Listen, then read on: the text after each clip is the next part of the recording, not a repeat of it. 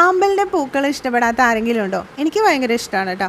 അപ്പോൾ ദേ ഇത് നീല കളറ് ആമ്പലിൻ്റെ തൈയാണ്. അപ്പോൾ എൻ്റെ കയ്യിൽ ഇത് ഉണ്ടായിരുന്നതാണ്. അപ്പോൾ ഞാനിത് ഫ്രണ്ടിലേക്ക് വെച്ചിട്ടുണ്ടായിരുന്നില്ല. അപ്പോൾ ഇന്ന് വിചാരിച്ചു ഇതിനെ വേറൊരു പാത്രത്തിലേക്ക് മാറ്റിയിട്ട് നമുക്ക് ഫ്രണ്ടിൽ നല്ല വെയിലുള്ളിടത്തൊന്ന് വെക്കാമെന്ന്. കാരണം അപ്പോഴാണല്ലോ ഇതിൽ പൂവ് ഉണ്ടാവുള്ളൂ. അപ്പോൾ അതിന് വേണ്ടിയിട്ട് ഞാൻ ദേ ഒരു ചട്ടി വാങ്ങിച്ചുകൊണ്ട് വന്നിട്ടുണ്ട്. ഇനി അതിൻ്റെ അടിയിൽ നല്ല മണ്ണിട്ട് കൊടുക്കുന്നുണ്ട് കേട്ടോ. അപ്പം കട്ടയും കല്ലൊന്നും ഇല്ലാത്ത നല്ല മണലാണിത്. പിന്നെ കുറച്ച് ചാണകപ്പൊടി ഇട്ട് കൊടുക്കുന്നുണ്ട്. ഒപ്പം തന്നെ എല്ലുപൊടി ഇട്ട് കൊടുക്കുന്നുണ്ട് കേട്ടോ.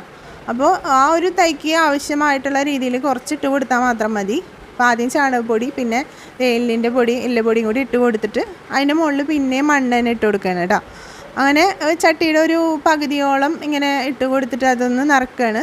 അപ്പോൾ നടുക്ക് ഒരു പാത്രം വെച്ച് എന്തിനാന്ന് വെച്ചാൽ ആ ഒരു നമ്മുടെ അമ്പലിൻ്റെ തൈയില്ലേ, ആ തൈയിനെ ആ ഒരു പാത്രം മാറ്റിയിട്ട് അതിലേക്ക് ഇറക്കി വെക്കാനുള്ള എളുപ്പത്തിന് വേണ്ടിയിട്ട് അങ്ങനെ ചെയ്തത് കേട്ടോ. ഇനിയിപ്പോൾ ഈ പാത്രം വെച്ചില്ലെങ്കിലും കുഴപ്പമൊന്നുമില്ല. നമുക്ക് അതിൻ്റെ ഇടയിലൊരു ഗ്യാപ്പ്, ചട്ടിയുടെ നടുക്ക് ഒരു ചെറിയ ഗ്യാപ്പ് ഉണ്ടാക്കിയിട്ട് അമ്പലിൻ്റെ തൈയിനെ ഇറക്കി വെച്ചാലും മതി. അപ്പോൾ ഞാനിത് എളുപ്പത്തിന് വേണ്ടി ചെയ്തെന്ന് മാത്രമേ ഉള്ളൂ. അപ്പോൾ ഇതേ ആമ്പലിൻ്റെ ചട്ടി എടുത്തിട്ടുണ്ട്. ഇനി ഇതിനെ ഒന്ന് 4 സൈഡും ഒന്ന് തട്ടി കൊടുത്തു കഴിഞ്ഞാൽ അതങ്ങോട്ട് പോരും. അങ്ങനെ 4 സൈഡും തട്ടി മാറ്റിയതിന് ശേഷം ഇതിലേക്ക് ഇറക്കി വെക്കുകയാണ്. അപ്പോൾ അതങ്ങോട്ട് നന്നായിട്ടൊന്ന് കുലുക്കി കഴിഞ്ഞാൽ തന്നെ അതങ്ങോട്ട് പോരാട്ടോ. നന്നായിട്ടൊന്ന് പ്രസ് ചെയ്തപ്പോൾ തന്നെ അതങ്ങോട്ട് പോന്നു. ഇനി ആ നേരത്തെ വെച്ചിട്ടുള്ള പ്ലാസ്റ്റിക്കിൻ്റെ ആ പാത്രമില്ലേ, അതെടുത്തൊന്ന് മാറ്റിയതിന് ശേഷം ഞാൻ അതിലേക്ക് അങ്ങോട്ട് ഇറക്കി വെക്കുകയാണ് ചെയ്തത് കേട്ടോ. അപ്പോൾ ഇനി ഇതിൽ നമുക്ക് കുറച്ച് വെള്ളം കൂടി ഒഴിച്ചിട്ട് വെയിലത്തേക്ക് വെച്ചാൽ മതി.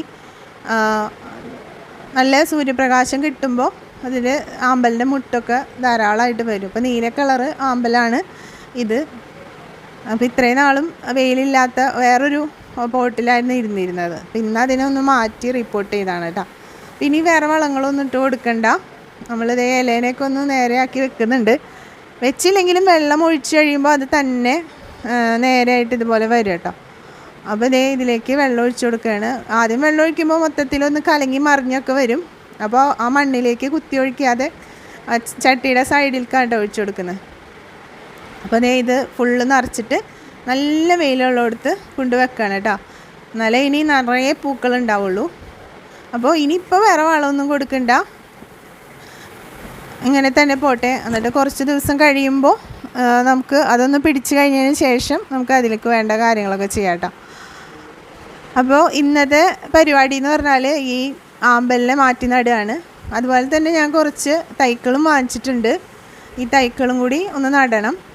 ഇത് നമ്മുടെ കുക്കുംബറിൻ്റെ വള്ളിയാണ് കേട്ടോ. ഇതിനെ ഇവിടെ വെച്ചൊന്ന് മുറിച്ച് കളഞ്ഞു കഴിഞ്ഞാൽ ഇത് നന്നായിട്ട് ഇനി അവിടെ നിന്ന് ശാഖകളൊക്കെ വന്ന് നന്നായിട്ട് ഉണ്ടായി വരും. അതിന് വേണ്ടി മുറിക്കുകയാണ്. അപ്പോഴേക്കും നല്ല